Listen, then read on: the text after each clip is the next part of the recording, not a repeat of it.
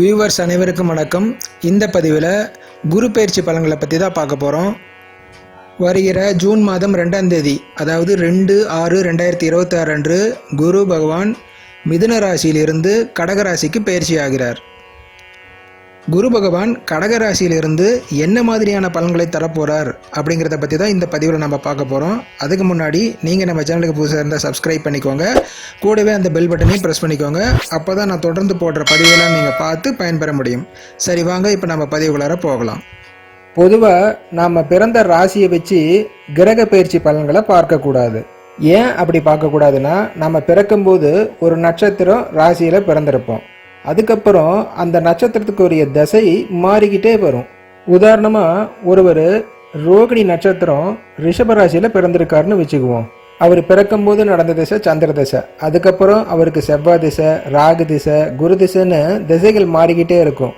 அதுக்கு என்ன அர்த்தம் அப்படின்னா, பிறக்கும்போது ரோகிணி நட்சத்திரத்தில் பிறந்த ஒருவருக்கு அந்த சந்திர பகவான் ரோகிணியிலிருந்து அடுத்தது மிருகசீரிஷ நட்சத்திரத்துக்கு போயிடுவார், அங்கிருந்து திருவாதிரை நட்சத்திரத்துக்கு போயிடுவார், அங்கிருந்து புனர்பூச நட்சத்திரத்துக்கு போயிடுவார்.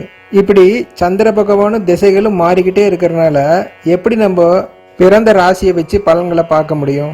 அதனால தான் லக்னத்தை வச்சு பலனை பார்க்கணும் அப்படின்னு நான் சொல்ல வரேன். ஒவ்வொருவரும் உங்களுடைய ராசி கட்டத்தில் பார்த்தீங்கன்னா லா அப்படின்னு ஒரு இடத்துல போட்டிருக்கும் 12 கட்டங்களில், அதுதான் உங்களுடைய பிறந்த லக்னம். உங்கள் லக்னத்துக்கு குரு பகவான் எந்த இடத்துக்கு வராரு, என்ன மாதிரியான பலனை செய்ய போறாருங்கிறது தான் இங்கே நான் பலனாக சொல்லியிருக்கேன்.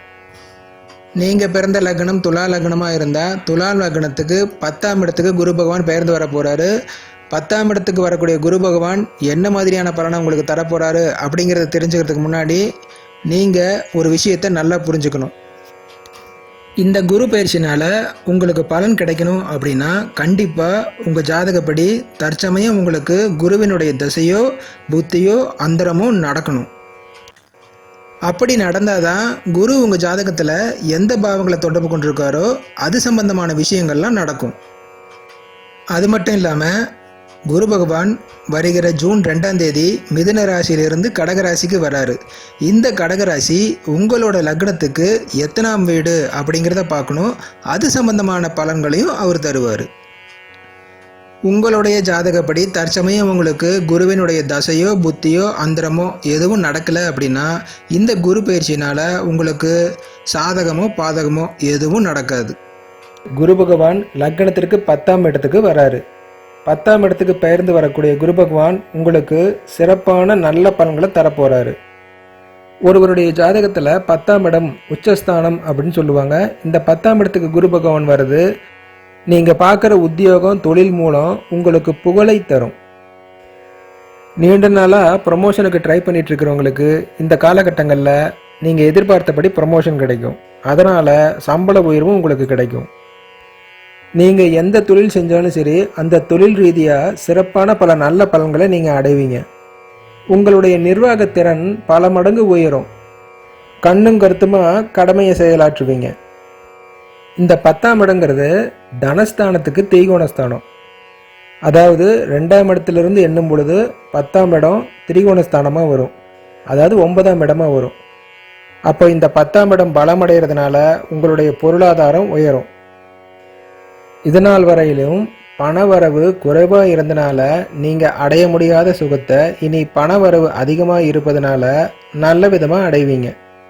இதுவரையிலும் சொன்ன பலன்களில் உங்களுக்கு ஏதாவது சந்தேகம் இருக்கலாம். உங்களுடைய பிறந்த ஜாதகத்தில் குரு பகவான் எந்த மாதிரியான தொடர்பில் கொண்டிருக்காரு, இந்த குரு பயிற்சி உங்களுக்கு நன்மை தருமா, உங்களுடைய முயற்சிகளில் நீங்கள் வெற்றி காண்பீங்களா, திருமணம் எப்போ நடக்கும், எப்போ வேலை கிடைக்கும், கடன் தொல்லை எப்போ தீரும், எப்போ பணவரவு கிடைக்கும், பொருளாதார முன்னேற்றம் எப்போ இருக்கும், குடும்பத்தில் இருக்கக்கூடிய பிரச்சனைகள்லாம் எப்போ தீரும், கணவன் மனைவிக்கு இடையில இருக்கக்கூடிய பிரச்சனை, பிரிவு, புரிந்து கொள்ள முடியாத நிலை இதெல்லாம் எப்போ தீரும், சந்தோஷமான வாழ்க்கை எப்போ அமையும், எதிர்பார்த்தபடி உயர்கல்வி படிக்க முடியுமா, எப்போ வெளிநாட்டில் வேலை கிடைக்கும், வெளிநாடு போய் கை நிறைய சம்பாதிக்க முடியுமா, எப்போ சொந்த வீடு கட்ட முடியும், ஆரோக்கியமான வாழ்க்கை அமையுமா, சந்தோஷமான வாழ்க்கை அமையுமா, எப்போ குழந்தை கிடைக்கும், இது மாதிரியான பல கேள்விகள் உங்களுக்குள்ள இருக்கலாம். உங்கள் ஜாதகத்தை பார்த்து பலனை தெரிஞ்சுக்கணும் அப்படின்னா என்ன நீங்கள் தொடர்பு கொள்ளலாம். மீண்டும் அடுத்த பதிவில் சந்திப்போம். நன்றி, வணக்கம்.